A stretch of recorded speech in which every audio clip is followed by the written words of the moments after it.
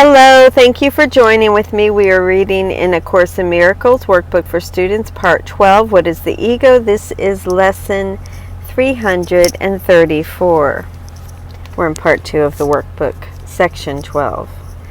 Today I claim the gifts forgiveness gives. I will not wait another day to find the treasures which my Father offers me. Illusions must be vain, and dreams are gone even while they are woven out of thoughts that rest on false perception. Let me not accept such meager gifts again today. God's voice is offering the peace of God to all who hear and choose to follow Him. This is my choice today, and so I go to find the treasures God has given me. I seek but the eternal, for your Son can be content with nothing less than this. What then can be his solace but what you are offering to his bewildered mind and frightened heart, to give him certainty and bring him peace? Today I would behold my brother sinless. This your will for me, for thus will I behold my sinlessness. And now we will read the commentary by Alan Watson and Robert Perry of this lesson 334.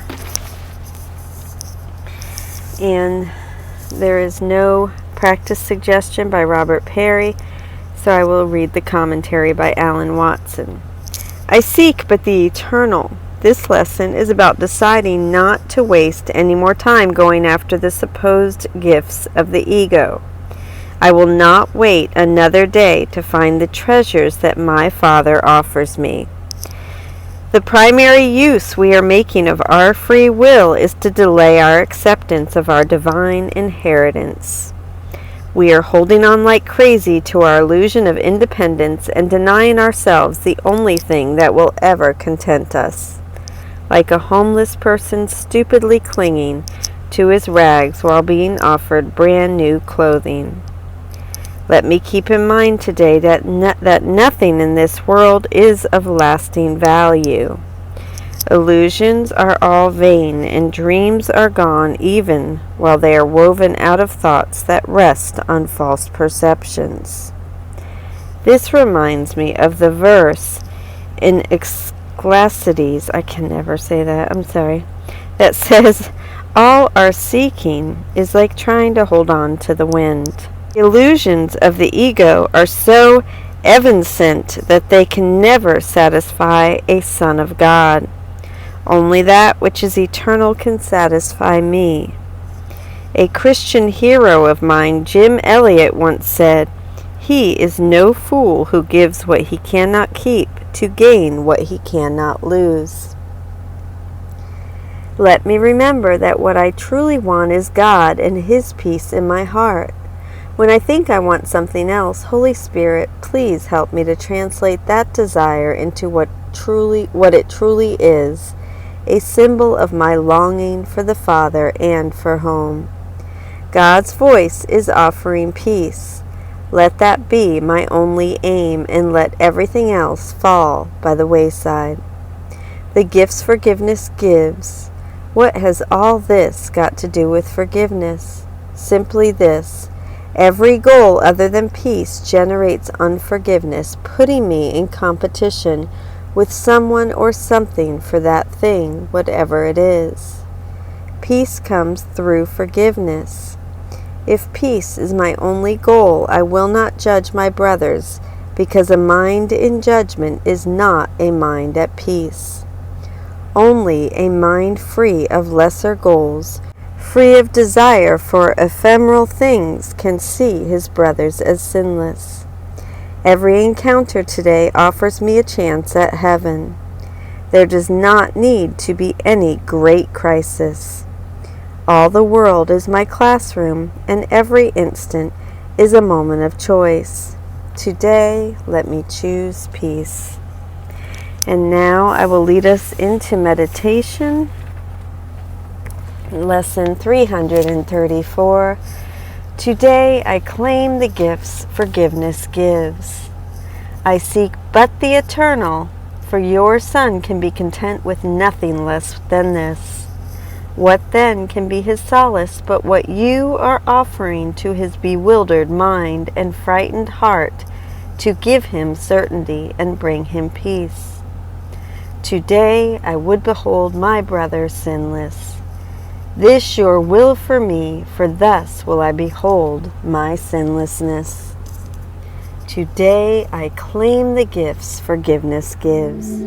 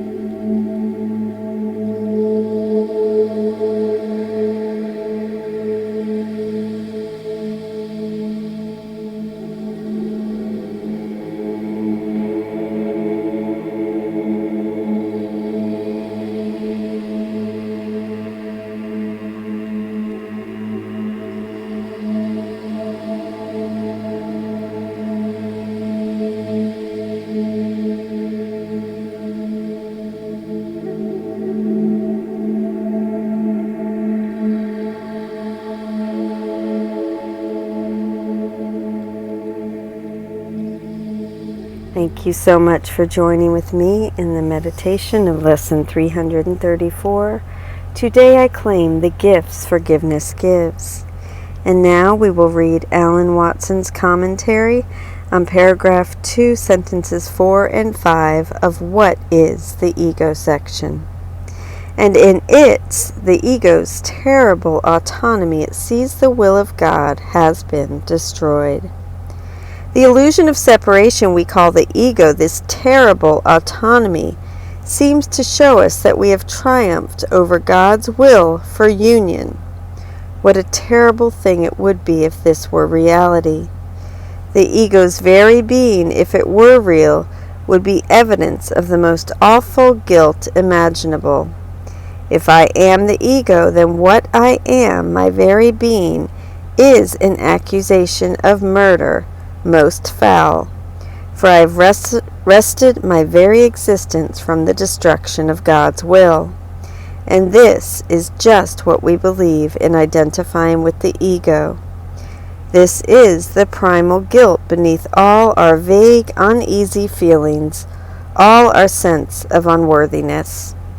It dreams of punishment and trembles at the figures in its dreams, its enemies, who seek to murder it before it can ensure its safety by attacking them. In the terrible autonomy of our identification with the ego, we have placed ourselves at odds with God and the universe. Everyone and everything is a threat to our autonomy. Our dreams are filled with nightmarish punishment for our crime. The ego state is one of acute paranoia. We are afraid of everything. We expect the executioner's axe to fall at any moment. No one can be trusted. Every figure in our dream is an enemy, and the only option for survival is to kill them before they kill us. The only safety is an attack. This paranoid frame of mind is inevitable, given the ego's premise of autonomy. It's hard to read that corner there, sorry. We all experience it to greater or lesser degree. Some of us merely hide it better than others. When we get down to it, each of us feels unbearably alone, an outsider crouched in the shadows of the woods, while the rest of the world holds hands and sings around the campfire. That is the inescapable result of the premise of ego autonomy. It is the outcome of what we mistakenly presume ourselves to be. The good news is that this is not what we are. The aloneness is an illusion, an outrageous impossibility. The ego is forever unbelievable. We are no more apart from God and His creation than a cell in my body is apart from the body itself. We live in God. We move and have our being in God.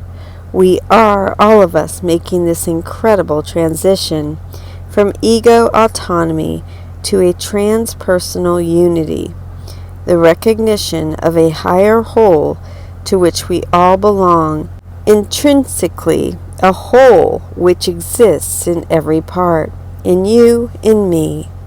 Nothing can stop this transition, because it is simply the recognition of what has always been so. Thank you so much for joining with me in Lesson 334, wrong page. Today I claim the gifts forgiveness gives. I love you. Thank you.